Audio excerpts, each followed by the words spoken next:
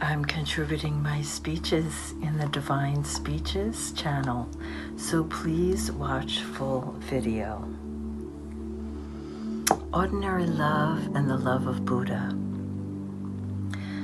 It seems very difficult to love someone for 24 hours a day. And why does it happen so?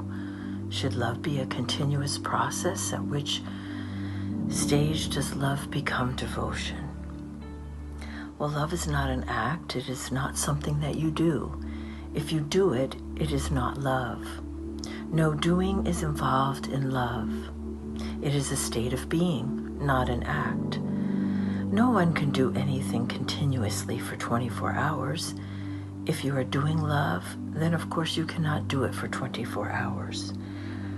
With any act, you will get tired, and with any act, you get bored. And then after any act, you have to relax.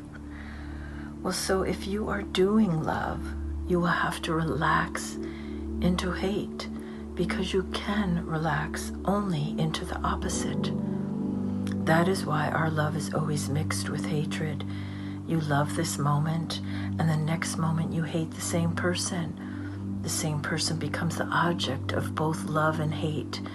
That is the conflict of lovers, because your love is an act, and that is why there is misery. So the first thing to be understood is that love is not an act, and you cannot do it. You can be in love, but you cannot do love. And doing is absurd, but other things are also implied. It is not an effort, because if it were effort, you would be tired. It is a state of mind. And do not think in terms of relationship. Think in terms of state of mind. If you are in love, this is a state of mind. This state of mind can be focused on one person, or it can be unfocused on the whole. And when it is focused on one person, it is known as love. And when it becomes unfocused, it becomes prayer. Then you are just in love, not with someone, but just in love as you are breathing. Breathing were an effort. If breathing were an effort, you would get tired of it, and you would have to relax, and then you would die. And if it were an effort, then at the same time you might forget to do it, and then you would die. So love is just like breathing. It is a higher plane of breathing. If you do not breathe, your body will die. If you are not in love, your spirit cannot be born. So take love as a breathing of the soul. And when you are in love, your soul becomes vital, alive, just like it's breathing. But think in this way. If I say to you, only breath when you are near me, and do not breathe anywhere else, then you will die. And the next time you will be near me, you will be just dead, and you will not even be able to breathe near me. So that has happened with love. We possess. The love object is possessed, and the lover says, don't love anybody else, only love me. Well, then the love is atrophied, and then the lover cannot love. It becomes impossible.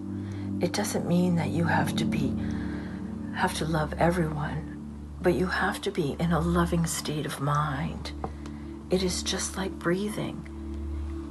Even if your enemy is there, you will breathe. That is the meaning of Jesus saying, love your enemy. It has been a problem for Christianity how to understand this saying, love your enemy. It seems contradictory. But if loving is not an act, if it is just a state of mind, then there's no question of enemy or friend. You are in love. Look at it from the other side. There are persons who are continuously in hate, and whenever they try to show love, they have to make much effort. Their love is an effort because their continuous state of mind is hate.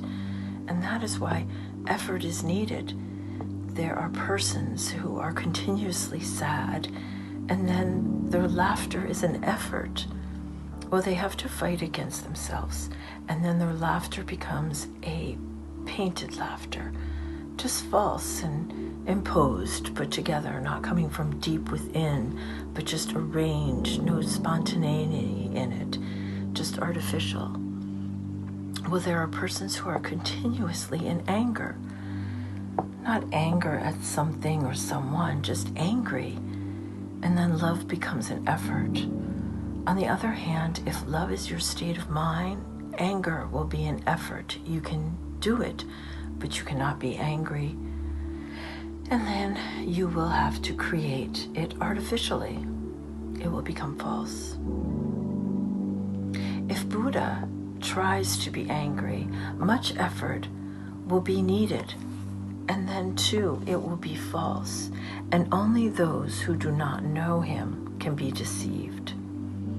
Those who know him, they know that anger is false and it's just painted and created. It's not coming from within. That is impossible. A Buddha, a Jesus cannot hate. Then effort is needed. If they want to show hatred, then they will have to do it.